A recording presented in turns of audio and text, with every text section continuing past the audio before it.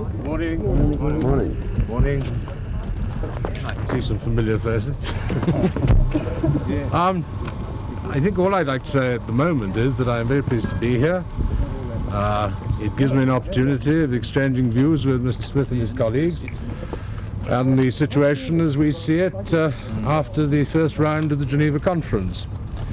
I'm sure that as a result of these conversations, I will be better informed as to his views and the views of Rhodesians, and I hope that he and his colleagues will be a little clearer as to the views of Her Majesty's government. Have you any comment on Mr. Smith's statement yesterday that if the full Kissinger plan was not instigated or implemented, he would scrap the whole thing, including the 2 years to majority rule? No, I don't think I've got any comment on that, but I was very pleased indeed to see that Mr. Smith said yesterday that he was quite prepared to consider anything I had to say to him on its merits. I must say I can't ask for more than that. It's having experienced Geneva and having had the chance of getting to know Mr. Smith a little there, it's indeed what I would have expected of him, that he would view whatever it is that I have to say here with an open mind, and I hope in the same spirit that I come, namely that together we will find a way of ending the war, and together we will be able to find a way of ensuring a peaceful transition. Mr. Richard, will you be talking to nationalist delegates while you were here? I hope to see the Bishop. I'm not sure who else I will be seeing. I don't think any of the other nationalist delegations are in fact in Salisbury, except for the Bishop. Have you brought with you a whole new package? No, I have not. I brought a few ideas that I wish to discuss, both here and in the other places that I'm going to.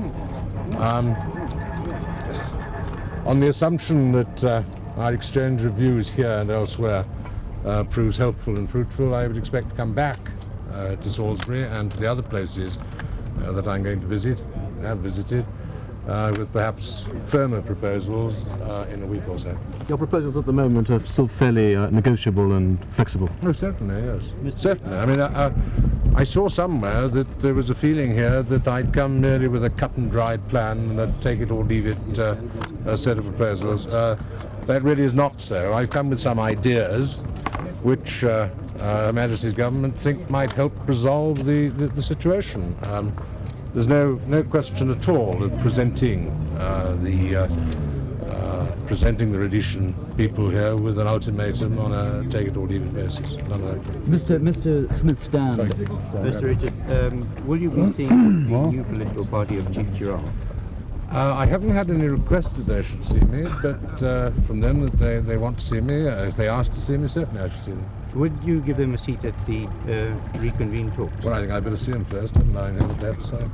Mr. Richard, is there any common ground between the two governments? You mean the Rhodesian and the British? Yeah. Yes, I think there is a great deal of common ground. The main common ground, I would have thought, was on two fundamental principles, which we're all agreed about. One is that the war has to be brought to an end, and secondly, that there has to be a peaceful transition and an orderly transition from minority rule to majority rule. It's the way in which one accomplishes the peaceful transition that there have been some doubts and difficulties about, but there's nothing I would have thought irreconcilable between the views of my government and the views of the Rhodesian.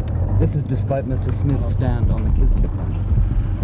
Yes, I think so. I think we will have to explore his position and he'll have to explore mine. I really don't think that one can view this whole negotiating process, it is after all a process, merely on the basis of one proposal which may have been made a few months ago, or indeed another proposal which may be made now. I think it has to be looked at as a continuous negotiating process, and I'm not unhopeful that with a greater understanding between the two governments we will be able to try to achieve something. What do you hope will be the product of your talks with Mr. Foster? Well, he's obviously a person and a government most interested in the problem. I think it would be foolish of me to come to Southern Africa and not discuss matters with the Prime Minister of South Africa. Okay, thank you very much, Steve.